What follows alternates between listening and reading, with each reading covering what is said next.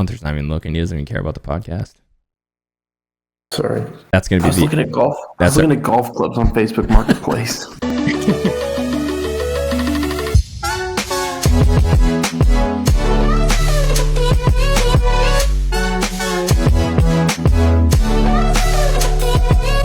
Hey guys, welcome to the Lippy Country Club podcast, episode 3.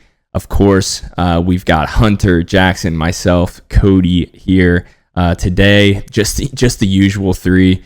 Got a lot to talk about today. We've got the Travelers. We're going to talk about some vibe checks. We're going to get into draft. But what I want to talk about first is, Jackson, we need an update from you. How did the match with the father-in-law go? Yeah, I had a pretty exciting weekend. So first, I want to set the precedent. We were at dinner on Saturday night, the night before we were gonna play, and they look over at me and they're like, "Hey, Jackson, heard you have a podcast." And my face got so red, not knowing that I talked about beating my father-in-law in golf the following day on there. So that made me pretty nervous, but so it went well. I beat him. Let's go. By how many?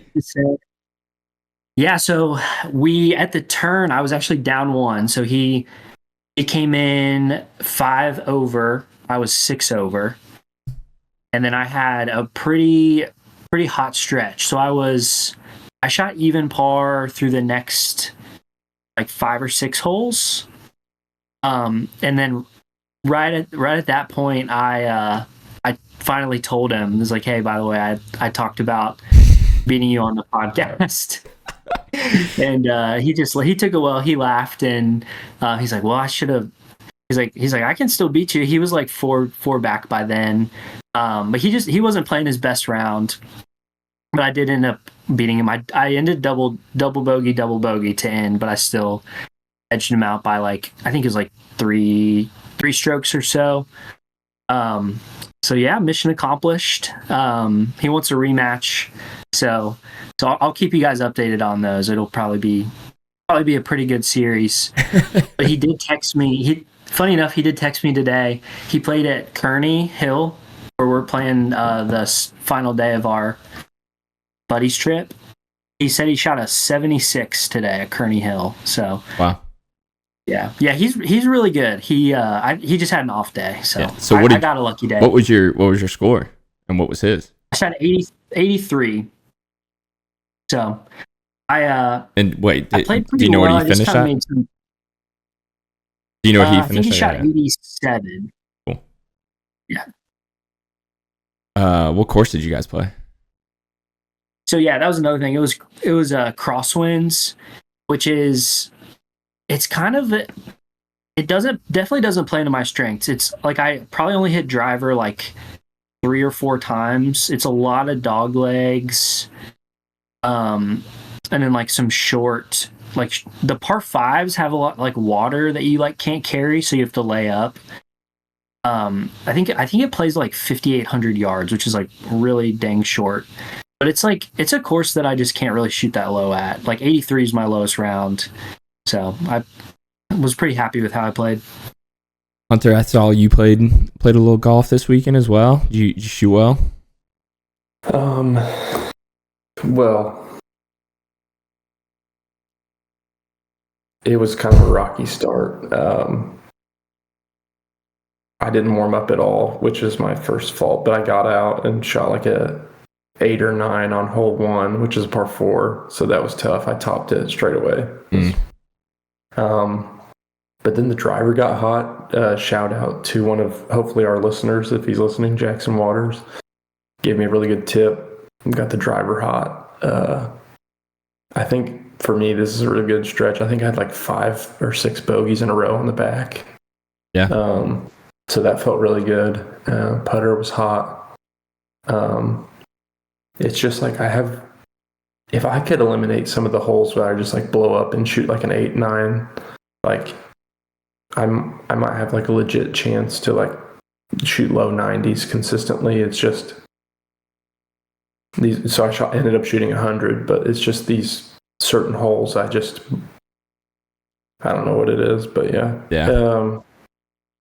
But I talked about last time, my irons have never felt better. I do have a funny story. So there's this. I hit a kind of a slicey drive, and then I hit a 3-iron, hit a tree, and ended up in another fairway. But then I was in the wrong fairway, but looking down on a par 5, and I think if I would have landed it on, I would have still had a chance for par. But I looked at Birdie's app. It said 218 to the center of the green. And it was kind of downhill. I wasn't really thinking. So I grabbed my 3-iron, which usually if I hit my 3-iron, like not as good, but just decent, that's 218's like perfect, you know? Like that's a pretty good 3-iron for me. Like my clubs are kind of weak lofted too, so take that for what it's worth. But I take my 3-iron. And I was about to hit, and this Asian guy kind of walks in front of me. And they weren't speaking English. And like his friends yelled at him. And he's like, stepped away. And he's like, I guess apologized. I don't really know. But he kind of like backed out of the way. And so I get over the ball, and I'm like, all right, fire away. I flush it. And that dude goes, oh my God. I hit it so pure and hard. Like there was like a creek behind, and then a bank, and then like trees. Like I launched it into like the upper part of the tree. Like they were tall trees. Like I probably hit a 3-iron, like, I don't know, 250, 270. Just crushed it. Yeah, just best shot I had all day. It just like situationally was not good. Yeah. So that's hilarious. Yeah. Yeah. Well, I'm the same way. Like I feel like if I can just find a way to limit the blow up holes or like the random triples and quadruples that like feel like they just stack up. Like you get one triple and you're like, all right, let's just get back to like bogey golf in the next hole, and then it's like another triple and you're like, oh no, this is where it falls apart. So let's talk about the Travelers Tournament. So a lot of craziness to end the round. Absolute heartbreaker again for the one and only Tommy Fleetwood. Did you guys get a chance to watch? Did you just kind of catch up with it on Twitter, that kind of stuff? What were you doing this weekend in terms of the Travelers? Yeah, so I watched a good amount of like Friday, Saturday, and then I watched the first like 6 holes of Sunday, and then I just watched the recap of it. But yeah, wow, it was one of the craziest finishes that I've ever seen. Russ chipping in he probably thought that would put him in a playoff if Tommy would have 2-putted and Keegan would have missed. But yeah, Tommy just lagging right behind Keegan's ball marker, give him a perfect read. That's what I was about to. I was about to say the 2 things that I was gonna point out was one. I think it was Henley. Did you guys see that he had taken a penalty that no one saw? He confessed it himself. I'm pretty sure it was him. I'll have to. You guys, we're not gonna look it up now, but you guys can look it up. We'll look it up after. But I'm pretty sure it was him. Where he was like, yeah, nobody saw it. Like nobody was like, hey, dude. And I didn't see what the details were, but he literally went to a rules official or whatever and was like, oh, hey, this happened. I need to take a penalty. And if he didn't do that, then he probably would have been in the mix in a playoff or whatever it would have been. What a classic. Yeah, I mean, that's crazy. And then I think Gala did that last year too, where he admitted to touching a bunker, and his playing partner's I didn't see it, and the rules official was like, there's no evidence. He's like, nah, I would feel better if I took a penalty here. Yeah, I mean there's no way I would do that in that situation. I wish I said I would. Didn't he end up winning though? Who? Sahith. No, he didn't win that one. That was on Full Swing. That was I think that was the FedEx Cup or something. Or the Tour Championship. It was late season last year, but I could be wrong. But yeah, Hunter, did you see the putt that okay? I was gonna share my screen, but I don't need to if we've all seen it. I saw like the different angle of like just Tommy watching. It was tough. I mean, yeah. Like he wasn't watching. His head was just kind of like in his hands. You feel bad for him. I just can't like when I saw that zoomed in video of it hitting that mark and just instantly going like an inch offline was like. I don't think it would have went in. I think it would have lipped out because Keegan's putt broke right at the very end. Yeah. This is off topic, but I'm curious your all's thoughts. So like this was a signature event, right? Yeah. This is again off topic, but they've got to schedule these out better. To follow up a major week with a signature event and there's like no like lead up, there's no like press or there's no like there wasn't a ton of build up. I feel like that's what I'm saying. Like they should strategically place them like in the middle of the two, so it's like there's a little build up there, and they have some time to like talk about it more. Because if I'm not mistaken, I think RBC Heritage is also a signature event, and that's the week after the Masters, and it's just like,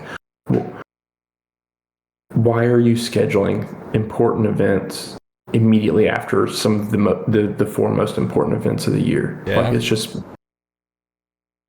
a lot of location.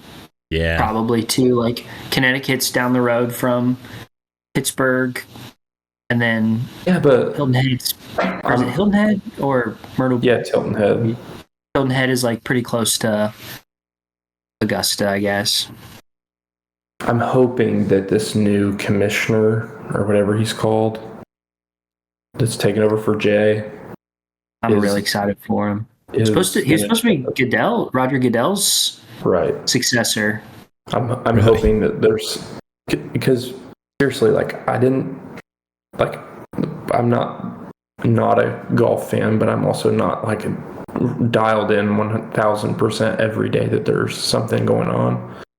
But to not know like this is a signature event until it's Thursday. Yeah. It's like I'm spent after watching US Open for 4 days. Yeah, and it needs to. I feel like it's probably be helpful for the golfers too, just have like a little bit of like if they like to like maybe it's one that they don't want to or need to play in, so then they take a week off and then come back to the signature event or something like that. Because I mean, some of those smaller ones, like sometimes you'll see the guys up at the top of the leaderboard aren't going to play.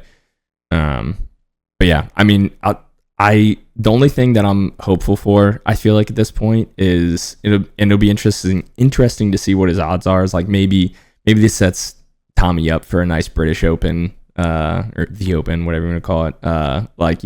Get to finally bring one home at his home. I've heard he sets up really well. Poor Rush is kind of what everyone's saying. Yeah, that was tough. I mean, I feel like that was pretty much the story. What was interesting, I guess maybe the only other thing that stuck out to me was like everyone came out so hot, and then I mean, I guess some of it was like it got a little windy and that kind of stuff, but it really like everyone ended up just kind of, I feel like hitting par like most of the rounds for the most part. It was like it looked like it was going to be. I think we talked about on the last podcast, like it's normally the lowest scoring, like one of the lower scoring ones. And ended up being what was it, 14 under, or was that, or am I? Yeah, I think 14-1. Yeah, I feel like for it being I don't know if it's the shortest course on the PGA Tour, and it's one of it, if not the shortest course. It does have some like interesting finishes. Like 2 years in a row, it's come down to the final hole. Mm-hmm. It has a pretty good like finishing stretch, even though I wouldn't say like the course is the most exciting to watch for me. But normally the end is really exciting.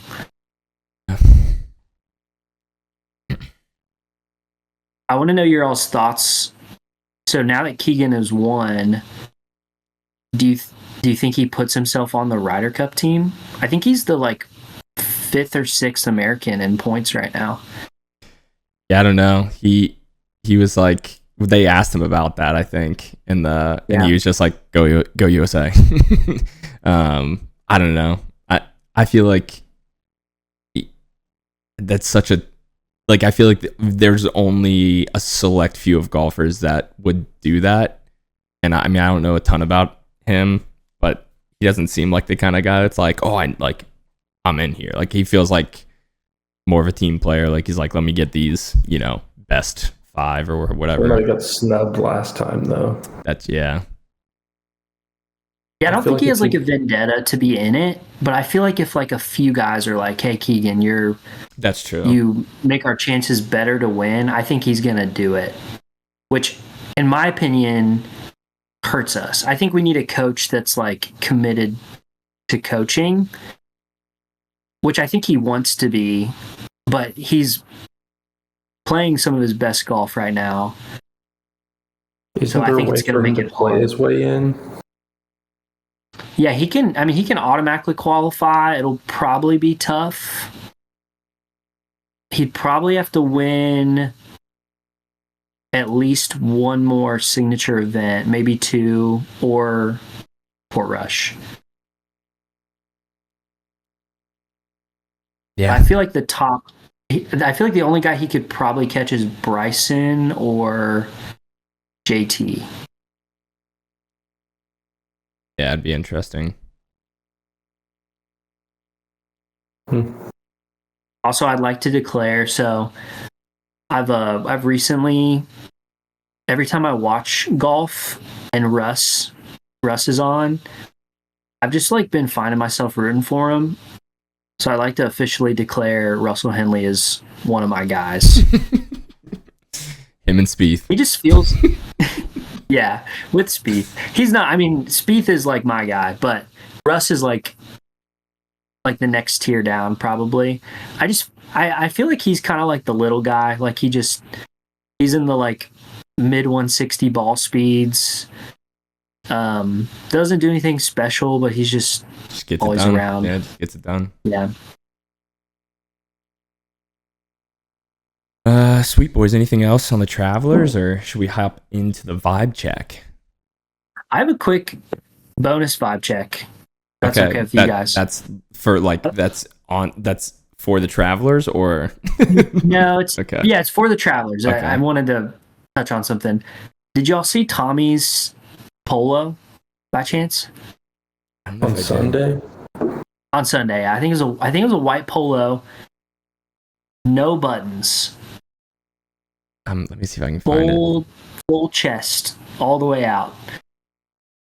So I wanted your all's opinion to see if this passes the vibe check or not. I'm trying to find a good image.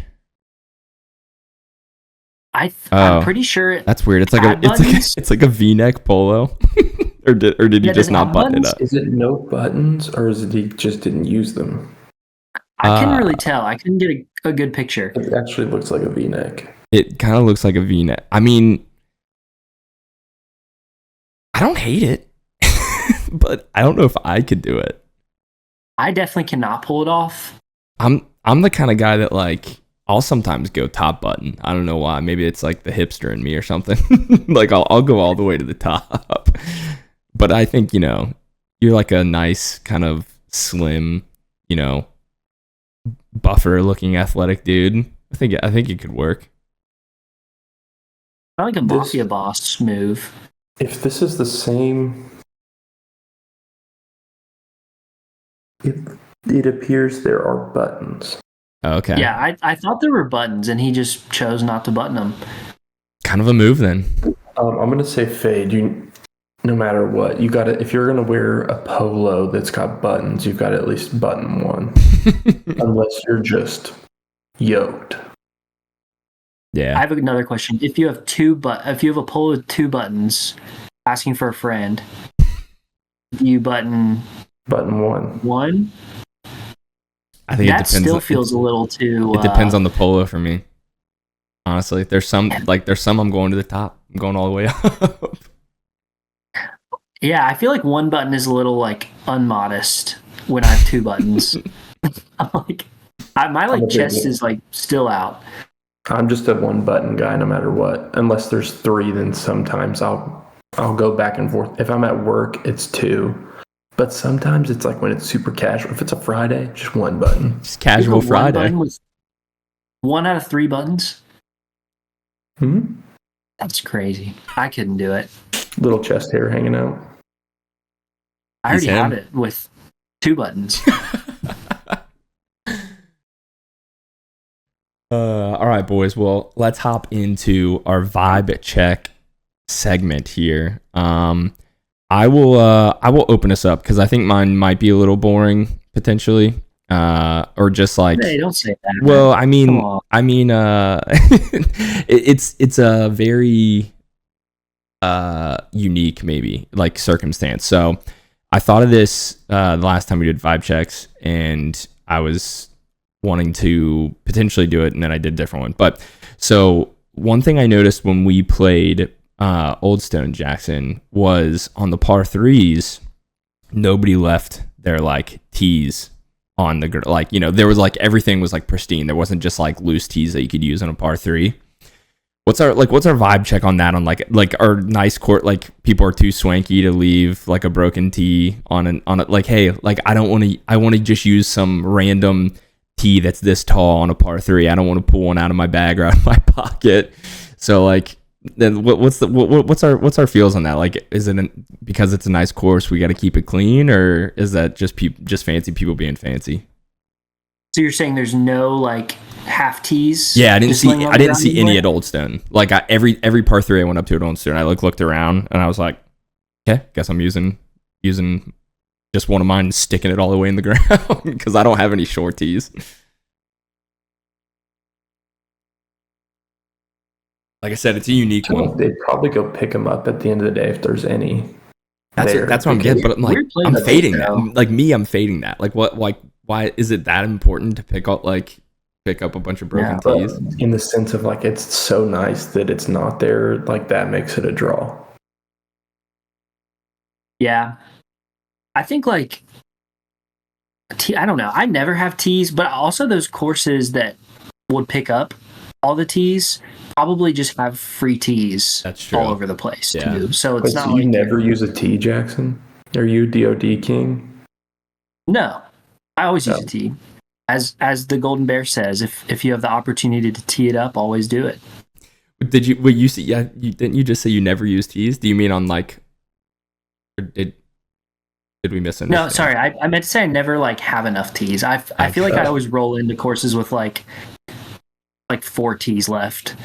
I'm like scrounging the whole time. Yeah. Like I said, bit of a unique vibe check out of me, but just something I noticed, and that's just like that's my play when I roll up to a par three. Or like what if you didn't have a tee and you rolled up there? You just there's tees. There's tees like at the range you can just grab a handful. I know, but let's say you don't have any. Did you guys see? You just set it there and take a huge divot. I think I saw there was like, I don't remember, it was floating around on social. It was like an old lady that like took her club and just like hit the ground and then made the ground like lift up a little bit and like placed the ball on that. It was like, maybe I do that. I don't know.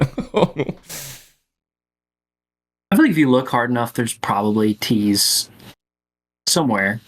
There wasn't any at Old Stone, I don't think. So my one qualm with Old Stone, I hate plastic tees. Oh, I'm a big plastic tee guy. I don't know why. Something about like they just don't break.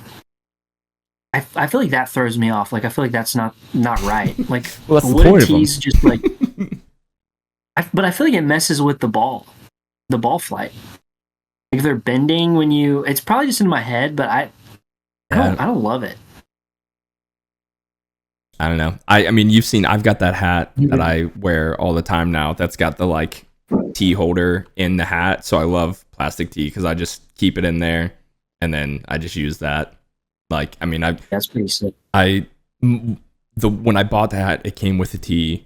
That one lasted probably 10 rounds. It came with a tee in it? Yeah. The hat came with a tee? Yeah. That's funny.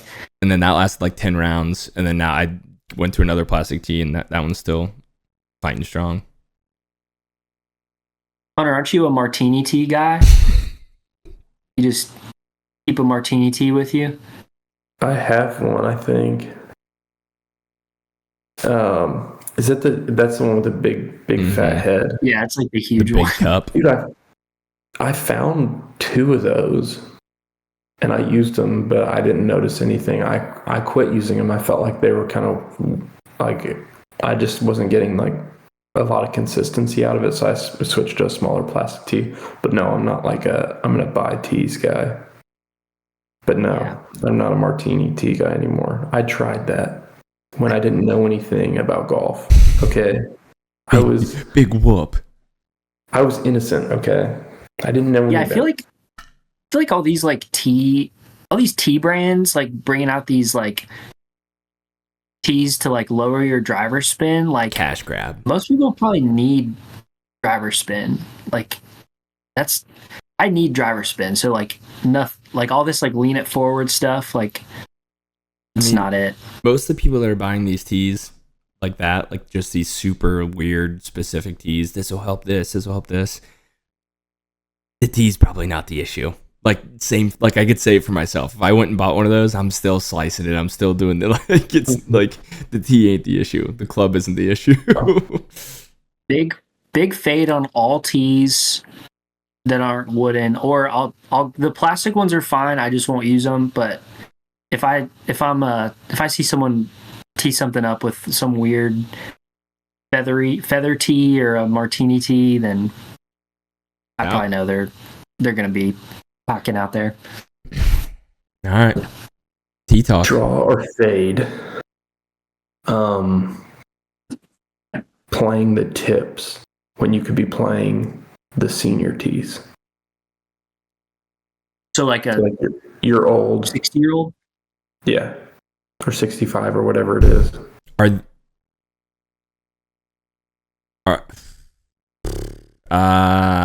I think my general would probably be fade, because my guess, like I haven't seen somebody that old that's hitting it far enough to be playing from the tips, and at that point they're just like holding on to like the glory days, and so it's like, let's just like my dad's really good. Like has been like I think he won a couple like club championships back in his day. But he plays, I think, either like yellows if they're there, or if not, he plays I think, the reds or whatever. And he'll even say, is like, I can't hit it as far anymore. Like, it's, if anything, you're hurting yourself from playing back there. So I'm a fade. Yeah. If it's like, I think if it's like slowing the course down, then I'm a fade. But like if you're visiting like a really nice course and you're wanting to play the tips course, like your pros, you said public course, always a fade. Yeah. Dude, we got randomly paired. They'll never watch this, so I can talk about him. It was this like, I don't know, he's probably like 45-year-old dude, and then like his dad was definitely of age to play senior tees, and they both tipped it out, and neither of them were like, I mean, the son was definitely better than me, better than Waters, but it was like, he's not that, I mean, he's probably like a 12, 13, 14 handicap, maybe. Like, there's no reason to tip it out, man. I don't think like every time we. I don't know off the top of my head. I don't think, like, my hot take is like, I think 75% of the people, maybe more, maybe 85% of the people should just be playing, whites or whatever. Blue, like, some have like black, blue, white, whatever. Like the one up from the tips, unless you're like consistently like breaking 80. I just don't understand the point of it. Yeah. I mean, even too, it's just like, even on that dude's like best drives, like if I had like a good drive on that hole, I'm still out driving him well beyond like the difference. And so I'm like, and I'm talking about the better one, the older guy. I'm like, I mean, I'm crushing him. Yeah. So I don't get it. Anyways, I will say, like, there's some certain muni courses, like if they just have like 3 tees and like the back is like 6,000 or less, then like I think it's fine to play from anywhere. Like it's not that, like the muni course that 9-hole I play, the back I think is like 6,000 exactly. So like, I mean, that's most men's. That's probably shorter than most men's tees anyway. So I mean, that's like Meadowwood up here, Jackson. Like you kind of have to play. Like you have to play the tips there. But I think that's like so specific too. Another thing for us, like tipping it out, just because we're like younger and can hit the ball further than the average golfer, will probably help our handicap because the slope and rating changes.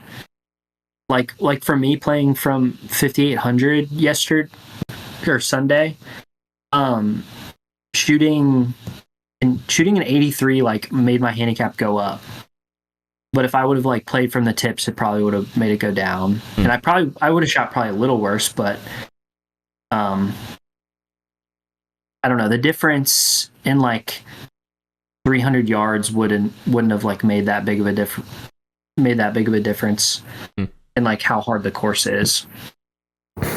So we were playing whites, which was 5,900, and the blues were 65. Yeah, that's a big difference. 65 is pretty long. That's like, that feels like a stretch though. There was just a lot of reasons why they shouldn't have been back there. That's all I'm gonna say. Yeah, both of them. Yeah, I feel like you gotta be at least hitting 250 to play 65. I mean, probably. The one dude probably could. The other dude, no chance. Yeah. All right, so my vibe check of the week. So, a little backstory. So, this year, for whatever reason, I've been like chipping the worst I've chipped in years. So I've kind of got the yips. I've been like really, really good from like 70 plus. But like inside of like 70 yards, I'm so bad. Unless I'm in the sand, I'm pretty good from the sand. But besides that, I've been struggling. So I got a $100 gift card from work, and I bought a new 60 degree that I'm really excited for. So I wanted to know your all's vibe check on using a practice wedge for like just hitting into my net, or like maybe before the round chipping with this other wedge just so it doesn't wear out, because I feel like your 60 wears out so fast. I'd draw that. No. I don't see anything wrong with it. Yeah, I don't think...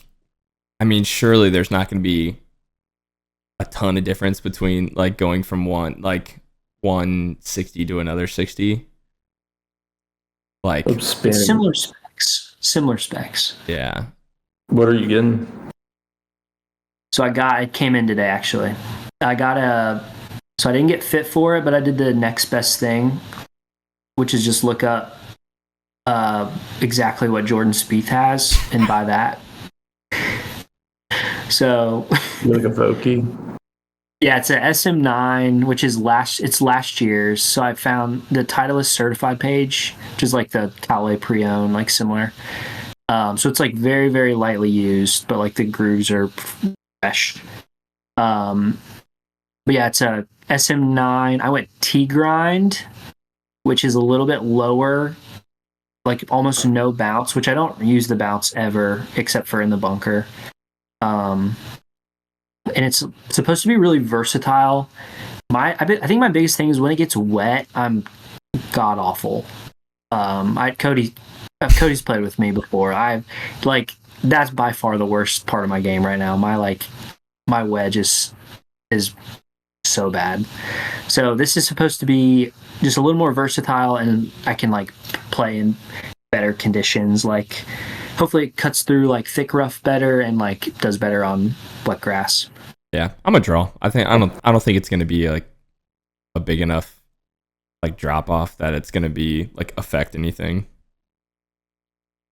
I've like heard people do this before, and I've kind of always thought to myself like, kind of a try, like just use a broken in, like, why not just use a broken in wedge? Like, it's not going to change it that much. But I'm like, after I've never had like, this is the first time I've had a brand new wedge in like probably 7 years. So I'm like, I really want to keep these grooves fresh, at least for the rest of this season. So yeah. Time to head into our draft. So this week, in honor of the NBA Finals that just ended last night, shout out Thunder and just very unfortunate for Halliburton. This is a golf podcast, but it sure looked like Halliburton was poised to just drop 45 that game the way he came out firing. But anyways, we are going to be doing the LA Fitness 5, if you will. So what we are going to do is we're going to draft 5 golfers to form a starting 5 NBA team. So we're not picking 5 golfers to golf. We're picking 5 golfers to play, point guard, shooting guard, small forward, power forward, and center. So we will hop into that. Hunter first, me second, Jackson third, LA Fitness starting 5. Let's get into it.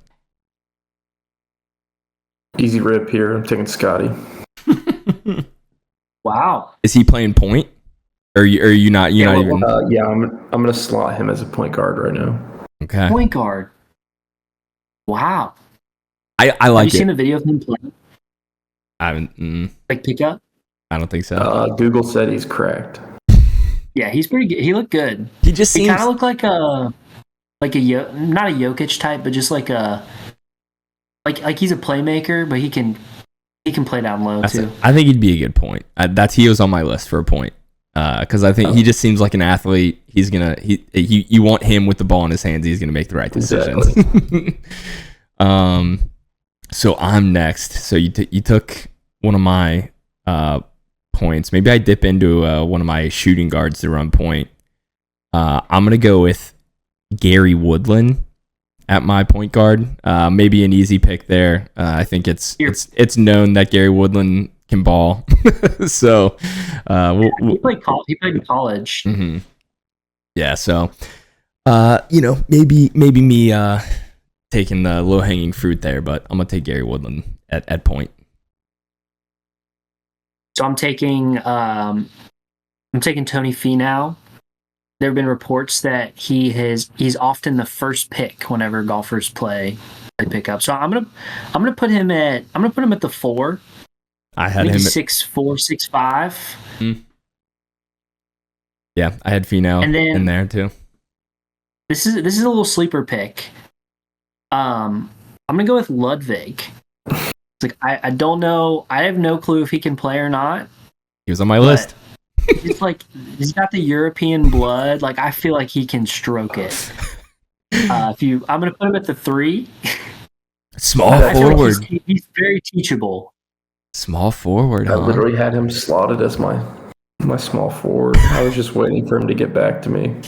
I had him on my list, but I was thinking more. He just seems like he can hoop. I was thinking more. I was thinking he's like, obviously it's a different country, but like every time I was thinking about it, I was like, man, he's just Luka.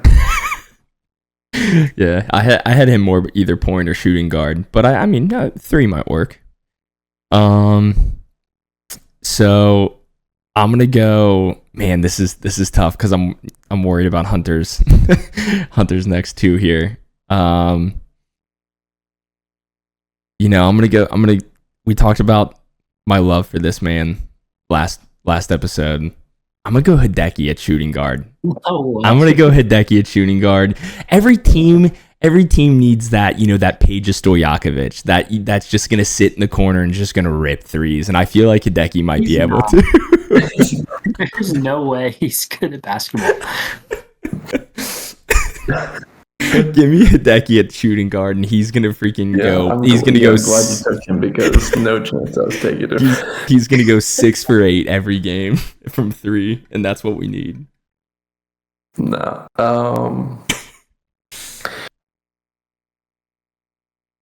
I'm just gonna rip it. I'm gonna take Jake Knapp.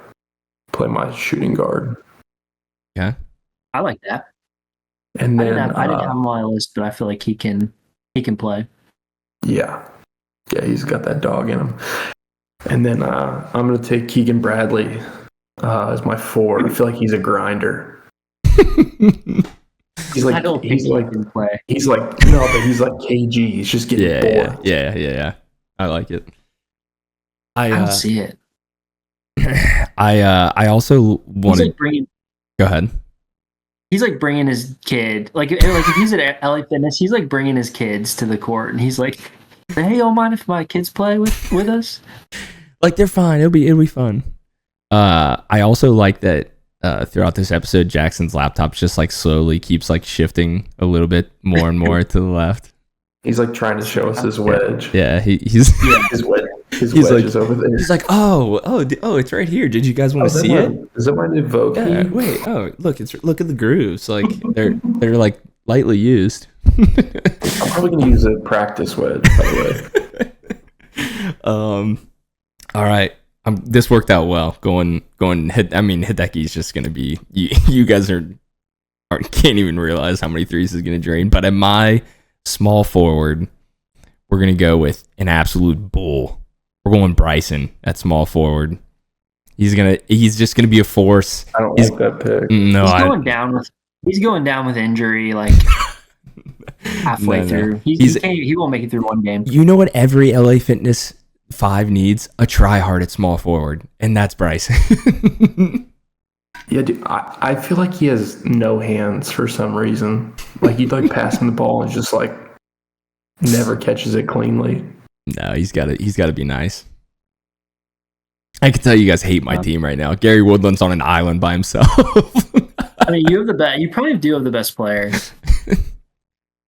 Okay, I'm gonna put him at the point. I'm going Russell Henley. I feel like he's probably not scoring a lot, but he's facilitating, probably playing good D. And then I'm gonna go at my 2. I'm gonna go Jordan Spieth. I'm shocked. Yeah, wow. Yeah. I mean, you guys probably knew. I did get reports. I do this for the thumbnail. Russ and Spieth. Jackson Stewart took who? I got reports that Jordan Spieth and Russ. I think Russ actually won like state championships in basketball. Spieth didn't play in high school, I don't think, but I do know he's pretty good at pickup. All right. Well, got a power forward here. Finau was on my list. I only have 2 at power forward, and I don't know if I want to pick my other one that I have. So we might go small ball here, and we're gonna go with an older guy. We're all gonna be small ball. I don't. Gonna go with an older guy, and that I think maybe just might have like some Adam Sandler dad moves out there on the court. So we're gonna go Mickelson at power forward. Oh, not who I thought you'd go. Gonna go see Phil. it. Like a shot, like just feels like he's gonna be, like he's holding the ball out here and he's like just whipping it. Yeah, but he's only good for like half the game. Are we going? This is full court, right? We're running 5s. I mean, LA Fitness 5. You think we're doing full court? I mean, it's a small court, but I don't know if he can make it the whole time. He's probably not going to get back on defense every time. These are my last 2, right? Yeah. I'm just picking this guy for size. I looked up tallest guy. I couldn't tell you who he is other than what I looked up. Christo Lamprecht, 6'8". We looked at the same list. He went to Georgia Tech. Probably a dog. Put him at center.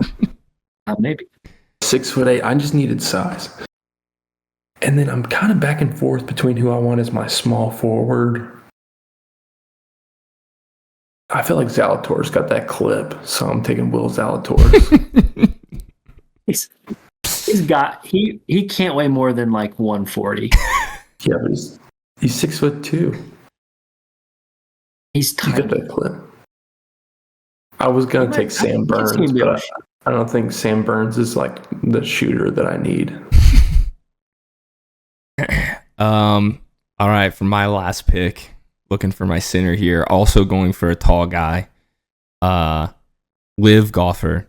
Has had some success throughout Europe. I need a big, tall European in underneath the basket. We're going Adrian Marunk. I don't know if I'm saying that right.